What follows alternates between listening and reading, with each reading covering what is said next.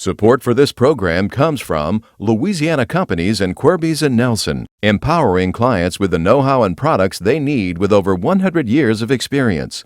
There is much to be learned from our history and the past, and we are proud to support this program and LPB. And by the men and women of the Louisiana Forestry Association. For sustainability, LFA members work to promote the health and productivity of Louisiana's forest for generations to come. And by DIMCO, proud to honor Louisiana's Vietnam veterans. As one of the fastest-growing electrical co-ops in the nation, DIMCO is committed to our members and the community. DIMCO, your touch-tone energy cooperative. They came from every corner of the state to serve in a war that polarized much of America. 50 years later, Louisiana remembers those who served, those who grieved, and those who fled.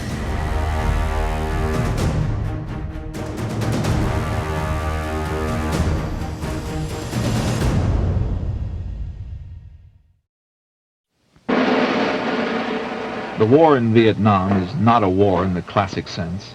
It is instead a guerrilla war, a hit-and-run war.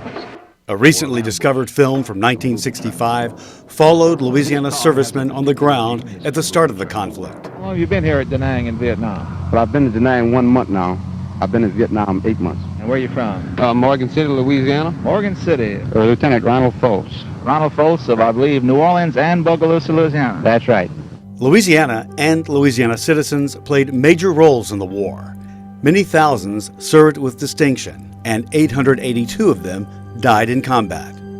Fort Polk, near Leesville, and its infamous Tigerland, trained American soldiers for what they would face. For many, it was unimaginable torture and brutality. Louisiana played a significant role in the air war. Aircraft from England Air Force Base in Alexandria and Barksdale Air Force Base in Bossier City led major combat operations.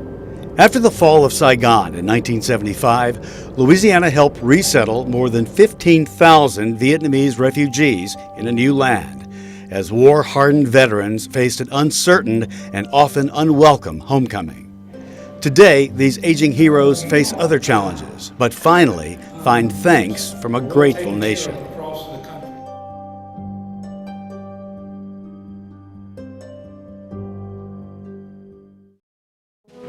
For the majority of young men being deployed to Vietnam, their journey from citizen to soldier began in Louisiana. The Fort Polk Army Base in Vernon Parish was the epicenter of basic training for the conflict. Marc Leslie is Chief of Plans and Operations at the base. Fort Polk acted as a basic training site up until 1975 is when they finally closed it out. The last cycle going through in 1976. During that time, Fort Polk trained over 1 million soldiers to deploy to Vietnam. And it was pretty significant. By 1969, it had deployed more people to Vietnam than any other basic training station in the United States. Mark Horn was 25 years old and had been teaching school for 2 years before the draft brought him to Fort Polk. From daily exercise, weapons training, and classroom instruction, basic was nonstop. From the time you got here to the time you left, it was double time and run everywhere you went. And then the temperatures, it's hot. It was a tough life. Start at 5 o'clock in the morning, 3 meals, about 15 total minutes to eat, and work till dark. Then shine your shoes, get ready for the next day abusement, and keep on going.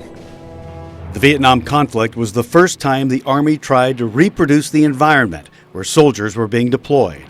Future infantrymen received their training in the mock community of Tigerland. They replicated the environment by having the villages, the Viet Cong attack civilians or soldiers dressed as Viet Cong or an NVA, and they put them through the paces that way. They replicated the tunnel systems, which were, if you've read anything about Vietnam, you know that's pretty significant in Vietnam. Tigerland, that was the real deal. That developed you from a boy to a man. Paul Washington lives in Texas and received his infantry training at Fort Polk. He shared his experiences with LPB at the Vietnam Veterans of America National Convention in New Orleans. Fort Polk was jungle, it was hot, the terrain is similar to Vietnam. Now I know why they call it Little Vietnam, because when I arrived in Vietnam, it exemplified that. The training was just awesome. The drill sergeant, but they did their job. Even though it seemed like intimidating at that time, but they did their job. I was prepared well to go to Vietnam from Fort Polk, Louisiana. Every instructor at Tigerland was required to have a combat infantryman's badge, which is earned by serving in combat. And so they were able to take their personal experience and incorporate it into the training here in Tigerland to make it that much harder, that much tougher, and that much more realistic for the soldiers deploying to Vietnam. Ron Applewhite was a Korean veteran who received his basic training at Fort Polk and returned to become a drill sergeant. He trained numerous Vietnam recruits. Probably the best job I ever had. To pick them up at the reception station, and then 8 weeks later watch them march across the parade field. It was a complete 180-degree change in those folks from civilian to military. To be successful, soldiers were advised to follow 3 simple rules. Be where you're supposed to be there on time, and obey orders. And you won't have a problem. Not with me, anyway. With the motto, "Every man a tiger," Fort Polk transformed the young men entering its gates to be warrior ready. When soldiers reported to Vietnam and they reported their NCOs and their officers there, one of the first questions they would ask them is where you had trained at. If the answer was Fort Polk, the NCOs and officers had a sense of confidence that they had got the best training possible in the hardest conditions, preparing for what they were going to face in Vietnam.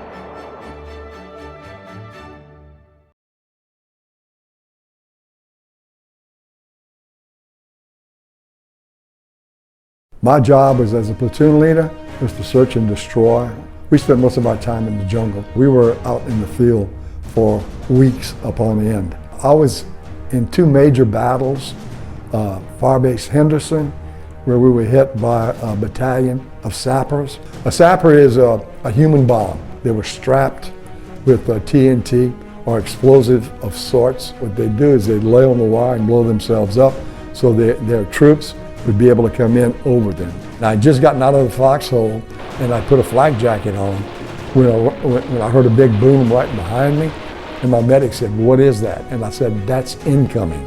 I don't know whether it was a mortar or a rocket-propelled grenade, but it hit me in the chest, threw me back, and I was hit. So my medic dragged me back into the foxhole, patched me up, and I said, "Doc, I've got to go out." So I went out, covered in blood. I was pulling some of my guys out of foxholes that they had thrown satchel charges in that were all blown up, and just screaming for help. I lost so much blood, I lost consciousness. I was medevaced out along with I don't know how many other guys, and they were still in the firefight. Mortars were still coming in well after I left. I think we lost 27 men, untold wounded, including myself. I was also on Firebase Ripcord. Ripcord was really rough. It was the last major battle in Vietnam. The North Vietnamese were coming through the Asha Valley, the Ho Chi Minh Trail, and they were preparing themselves for a big push into the southern part of Vietnam. And we were there to try to block that. We were surrounded by somewhere between 20 to 30,000 in VA, and we had somewhere around 600 to 700 infantrymen in the area, way outnumbered. So we abandoned that Firebase. Did we believe that we were there to keep South Vietnam from turning into communism? Yes, we were. We were there, in our minds, there to hope that we could keep that from happening. There were 7 of my buddies. We were all pilots and fresh out of flight school, and 23, 24 years old, 22 years old, and we all volunteered for this outfit called HAL 3. HAL 3 stands for Helicopter Attack Light Squadron 3. And it was an all-volunteer squadron, about 100 officers and 300 enlisted. And it was down in the Delta of South Vietnam. We were part of the flight crews that would fly in support of these riverboat guys that would get caught in ambushes or come under fire. Typically 2 o'clock, 2:30 in the morning, something would happen to these patrol boats that were out on night patrol, and they would get hit. When that guy, an 18-year-old sailor, calls you and says, look, we need help. Your job is to come in and break up whatever resistance there is right away to save their lives. These aircraft were so heavily armed, all hell breaks loose. It's devastating beyond belief. We really were kind of like the cavalry coming over the hill. I was assigned to the 21st ARVN Division. That's a totally Vietnamese unit that was in the Mekong Delta. It was an infantry battalion that went on operations against the Viet Cong. We lived with the Vietnamese people, and it was very unusual. If a soldier was married and had kids, they were often with us. These were people that weren't there for just a year. They were there for the duration. The countryside that we were in, there were two principal features: rice paddies and heavily vegetated tree lines along canals. We'd be marching along one of these rice paddies, and the Viet Cong would ambush us from the tree lines. Now, it sounds like it would make more sense for us to walk along the tree lines, but we would come upon this homemade sign. It featured a skull, no crossbones, but two words, D. Chet, which means go death. It meant Charlie, the Viet Cong, had placed booby traps, and they were warning the villagers. They weren't trying to warn us. Every day in Vietnam, thousands of 105 millimeter howitzer rounds were fired, and a number of them didn't detonate. And the Viet Cong would police them up and rig them.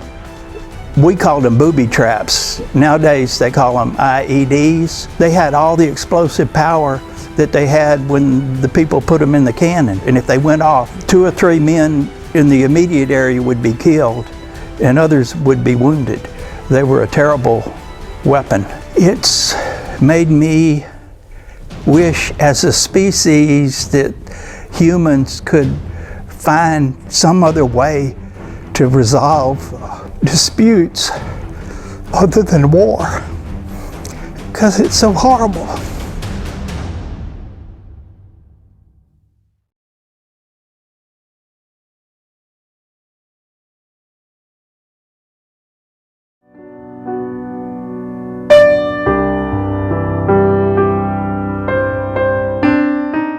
Many Louisiana families still don't know what happened to their loved ones who went off to war. 24 men are still listed as prisoners of war or missing in action. Many other soldiers held captive during the war suffered terrifying conditions. One of them was Murphy Neal Jones, who was tortured after his capture near Hanoi in June 1966. A soldier walked up behind me, stuck his rifle to the back of my head, stood there a couple seconds and pulled the trigger on an empty chamber. What do you think when you think you're going to die? At that point, I really and truly didn't care. Would have welcomed the bullet. I remember thinking, this is a heck of a place to die. I wonder where they'll bury me, and I wonder how long it'll take my family to find out I'm dead. Jones returned home after spending more than 2,400 days as a prisoner of war. The majority of those days were in the camp known as the Hanoi Hilton. Many soldiers returned home as heroes. Others faced scrutiny.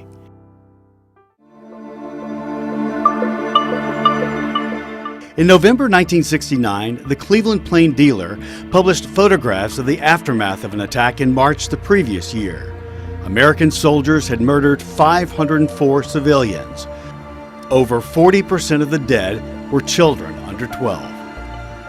Louisiana had several connections to this tragic event and its aftermath. A veteran turned reporter exposed the story and later lived in New Orleans. Another New Orleanian, Congressman F. Edward Hebert, led an investigation. Hugh Thompson was the hero of the story. The helicopter pilot ordered his men to turn their guns against fellow American soldiers to put a stop to the massacre. Thompson moved to South Louisiana after his military career. Trent Angers, a Lafayette author, is Thompson's biographer. His job was to scout for the enemy, and inherent in his job was to fly along the treetops or along the tree lines and to draw fire from the enemy. And then when they would shoot at his chopper, he would peel back, and his cover, which was a Huey helicopter, would come in and just annihilate the enemy. It started off seemingly as a regular operation. It took a little while for Thompson and his crew to comprehend what was going on. They spot this carnage and they see an irrigation ditch with dozens and dozens, if not hundreds, of bodies of dead people. He says, well, what happened here? They couldn't figure it out at first. Larry Colburn spotted a little group of Vietnamese people running for their lives along the hedgerow. They were heading for a bunker, heading for safety because they were afraid they were going to be killed. And in hot pursuit of them were the men of Charlie Company, led by Lieutenant Stephen Brooks. He set his chopper down between the fleeing civilians and the oncoming soldiers with their M16s locked and loaded. He set the chopper down. He told his gunner, Larry, cover me. I'm going to get these people out of the bunker. If our people open up on us, he said, you take them out. Thompson goes into the bunker. He gets the Vietnamese out. There were 11 people in the bunker. He went back to his base, landed the helicopter, took off his helmet, threw it on the ground, went up to his commanding officer and said, I will not be a part of any operation like this. The commanding officer then radioed Captain Medina and ordered an immediate ceasefire. The ceasefire went into effect immediately, and then and there, as a result of Hugh Thompson's courage and anger, essentially stopped the My Lai Massacre. Thompson would have to show more courage in the aftermath of the attack. The My Lai Massacre was covered up by the officers who were involved at the higher levels because they knew they would be in deep trouble. It was covered up for 15 months. Americans back home didn't know about the massacre until a veteran who returned to Vietnam as a reporter exposed the cover-up. Ron Ridenour later lived in New Orleans. The chairman of the House Armed Services Committee was Congressman F. Edward Hebert from Louisiana. He, in concert with President Nixon, did not want any American soldier convicted of a war crime. Despite intimidation, Thompson testified against Lieutenant William Calley, one of the leaders of the massacre. He was found guilty of murdering 22 Vietnamese civilians at My Lai. It wasn't until 30 years after the massacre that Thompson was awarded the Soldier's Medal. That's the United States Army's highest award for bravery not involving direct contact with the enemy.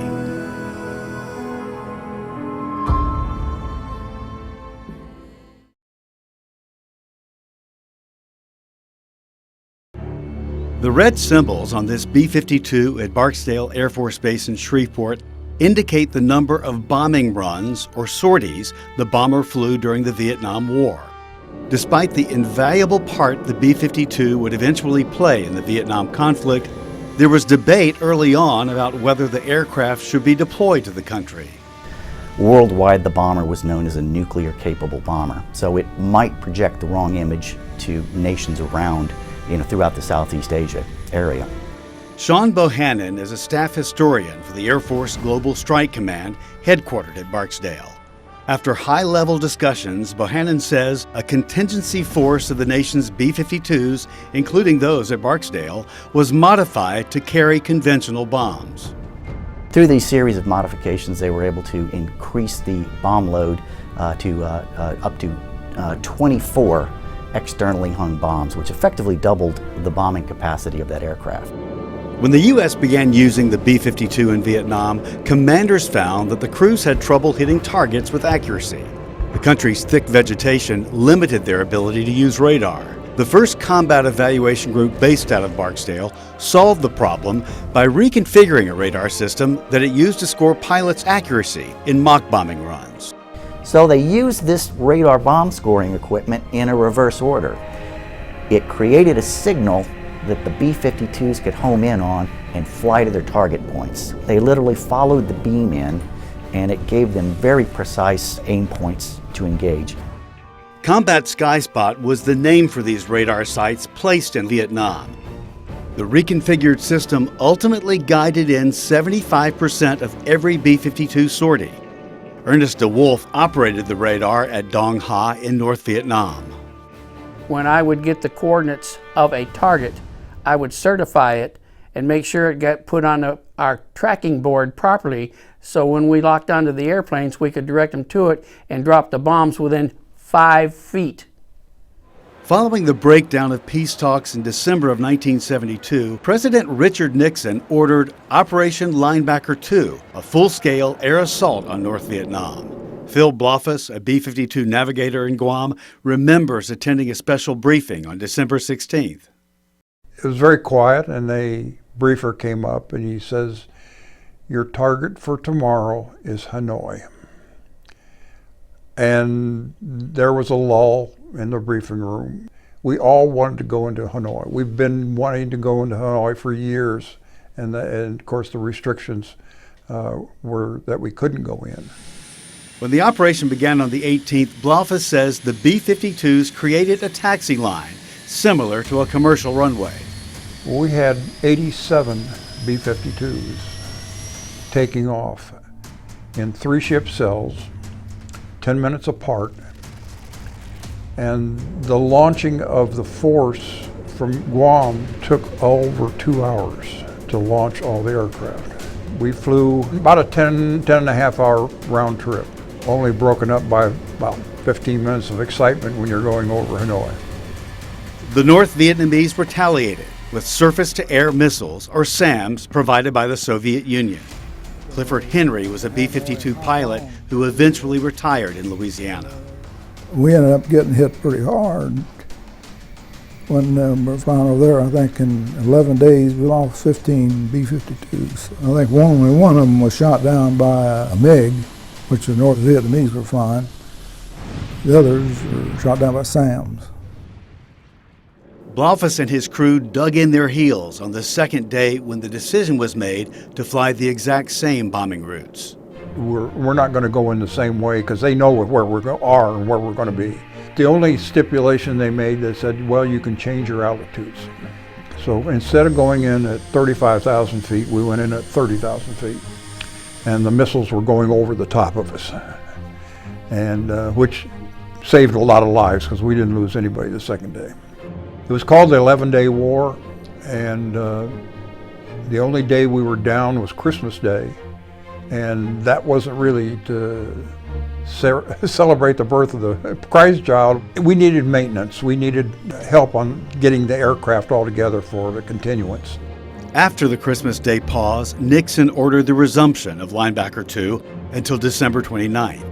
It achieved its goal of bringing the North Vietnamese back to the negotiating table to conclude the Paris peace talks, but the losses to the U.S. were heavy.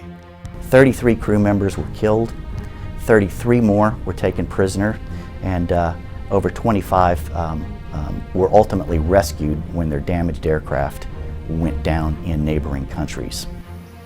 A Linebacker II memorial on the grounds of Barksdale commemorates the operation and pays tribute to the crew members who sacrificed their lives in this ultimate push towards peace.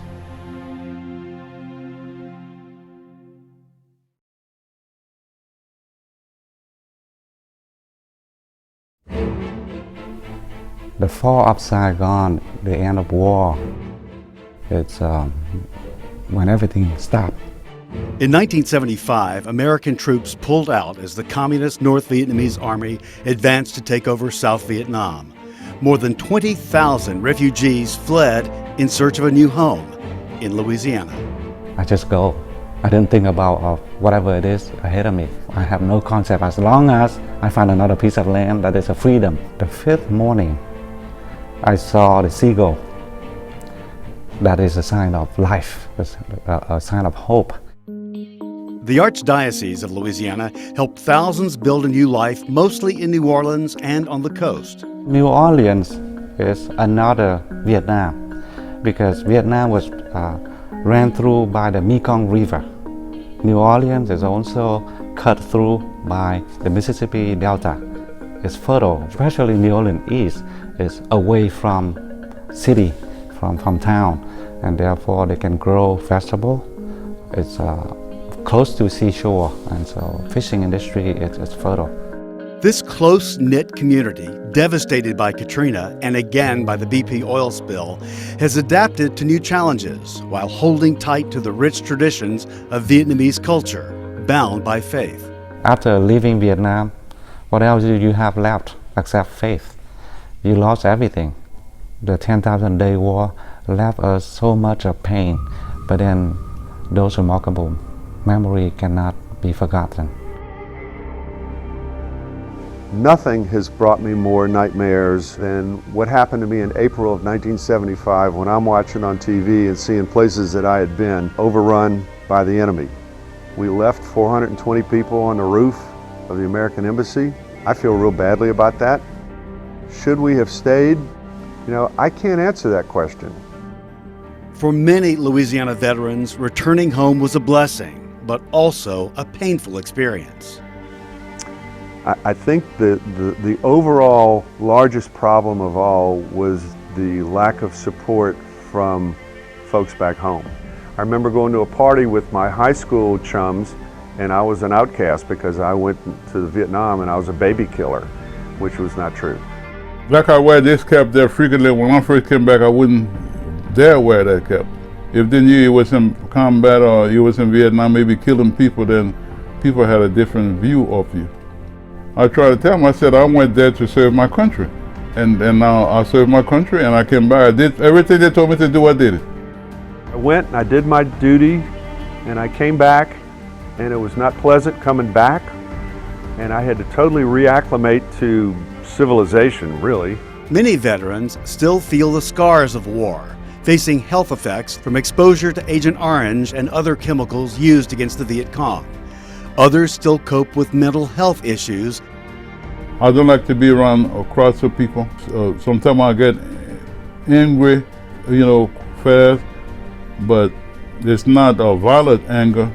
It's just that any little thing irritates me, But I have no regrets of going there. I'm proud, happy that I served the country. I'm very confident that I made it back with the blessing of the Lord. As time has passed, and as the country has aged and mellowed, people have started to show appreciation for the guys that went to Vietnam, and gals.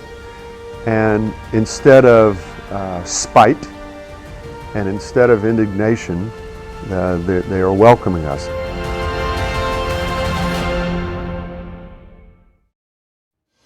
Louisiana Public Broadcasting is recording your stories of the Vietnam War.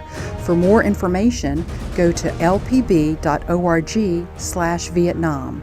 To view these oral history interviews, visit LPB's Louisiana Digital Media Archive at ladigitalmedia.org. We also invite veterans to the LPB studio to sign the large-scale map of the Vietnam War theater.